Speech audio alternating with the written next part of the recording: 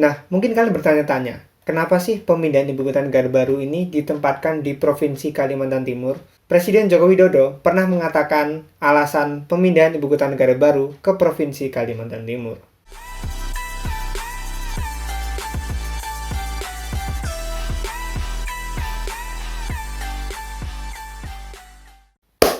Hai friends, kembali lagi di channel Rehansan. Oke guys, gimana kabar kalian semua? Semoga selalu sehat dan bahagia ya. Kalian pasti sudah pernah dengar desas-desus berita tentang pemindahan ibu kota negara baru di Indonesia. Kabar tersebut semakin mencuat ke publik sejak pengumuman lomba sayembara ibu kota negara baru Indonesia. Sayembara tersebut dimenangkan oleh salah satu studio desain yang hasil desainnya dinamakan Nagara Rimba Nusa. Jadi di sini aku mau ceritain secara singkat proses perkembangan pemindahan ibu kota negara baru dari sayembara hingga saat ini, detik ini, melalui sumber-sumber media yang terpercaya.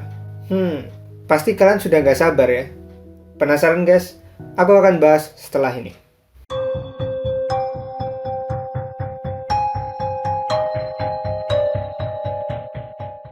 Udah siap guys? Aku akan bahas dari awal sayembaranya dulu.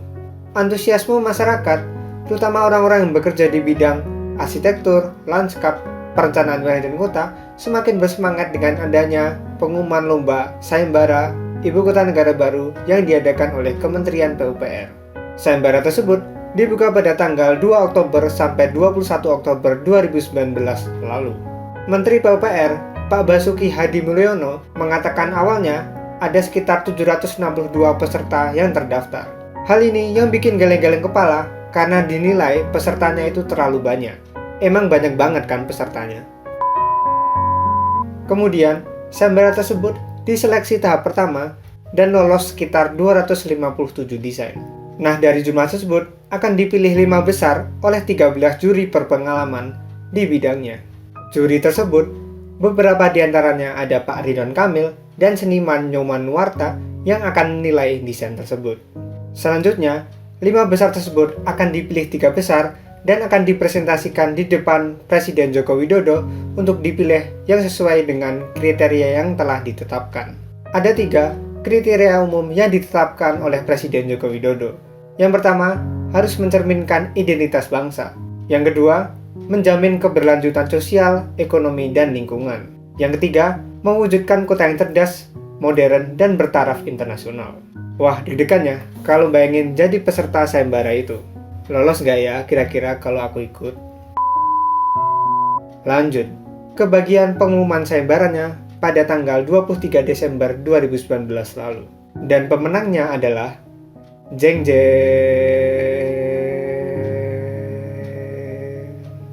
Nagara Rimba Nusa yang diusung oleh Urban Plus berhasil menjadi juara pertama dalam sayembara tersebut. Padahal kalau dilihat ya, juara 2 Infinite City, juara ketiga Kota Seribu Galur, dan 2 juara harapan lainnya itu bagus-bagus banget desainnya. Tapi nggak tahu kenapa yang dipilih itu adalah Nagara Rimba Nusa yang diusung oleh Urban Plus. Mungkin lebih lengkap ya secara konsep. Atau mungkin kalian lebih tahu kenapa Nagara Rimba Nusa bisa menjadi pemenang sayembara itu? Tulis di kolom komentar ya.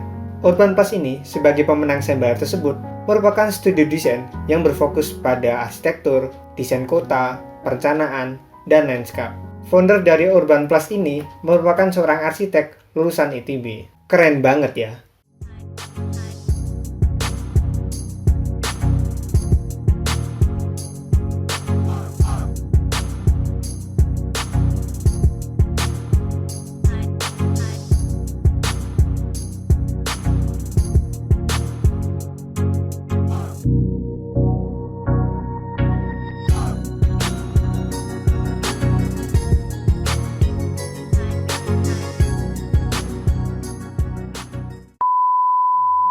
Kemudian setelah pengumuman sayembara tersebut, aku lanjut ke proses perkembangan ibu kota negara baru yang aku baca dari beberapa sumber media.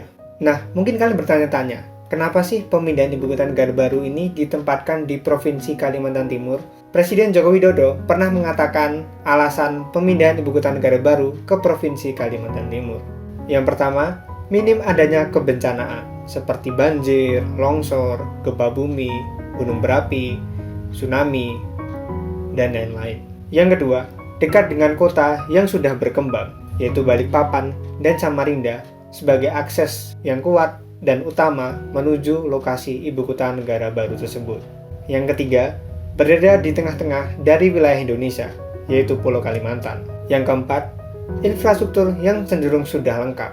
Dan yang kelima, terdapat luas tanah yang dikuasai oleh pemerintah kurang lebih sebesar 180.000 hektar yang akan dibangun ibu kota negara baru. Nah, ibu kota negara baru itu sering disingkat IKN baru. Jadi aku bakal singkat kata-katanya jadi lebih sederhana biar gampang dipahami. Pada awal September 2021, Menteri PPN Bappenas Suharso Mono Arfa sudah menyampaikan beberapa adanya persiapan terkait IKN, seperti skema pembangunan dan RUU IKN yang sudah siap. Hal tersebut disampaikan pada rapat kerja Komisi 11 DPR RI. Dalam Master Plan Bappenas, pembangunannya diperkirakan memakan waktu sekitar 15-20 tahun. Jadi tinggal dibagi segmentasi waktunya, kata Pak Suharso Mono Arfa. Seperti yang diketahui, pemindahan IKN baru ke Kabupaten Penajam Pasir Utara dan Kabupaten Kutai Kartanegara menelan total biaya anggaran sekitar hampir setengah kuadriliun atau 466 T. Dilansir dari Kompas Nasional. Wow, banyak banget ya. Hal itu dirangkum dalam dokumen Rencana Pembangunan Jangka Menengah atau RPJM 2020-2024. Dana anggaran tersebut nantinya diperoleh dari alokasi APBN, kerjasama pemerintah badan usaha atau KPBU, dan investasi BUMN serta BUMD. Nah, skema pembiayaan terbesarnya itu termasuk ke dalam Private Public Partnership atau KPBU dan investasi swasta.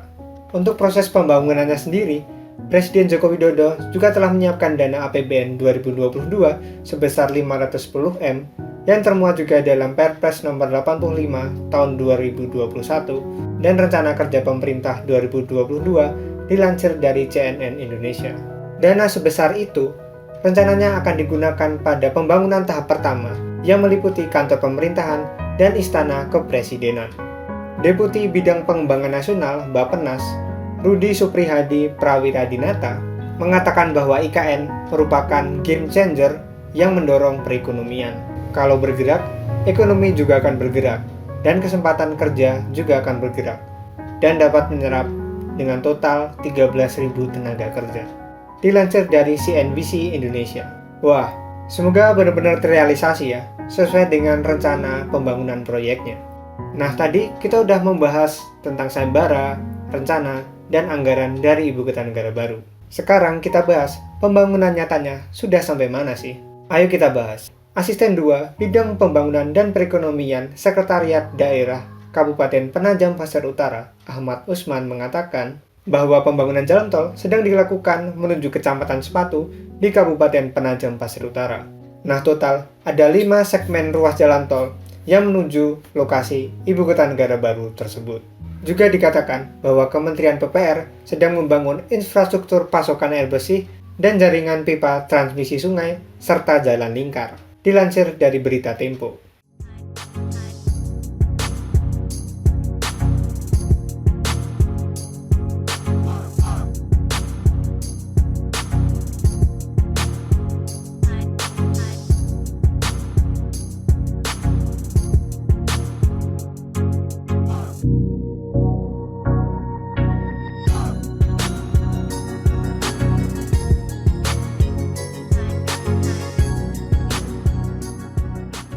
Nah, kira-kira itu aja untuk cerita singkat perkembangan IKN baru hingga saat ini. Sorry juga kalau ada hal yang missing dari pembahasan kali ini.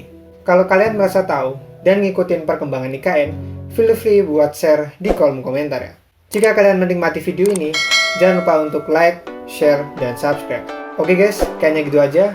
I want to thank you and always remember, Rehansa.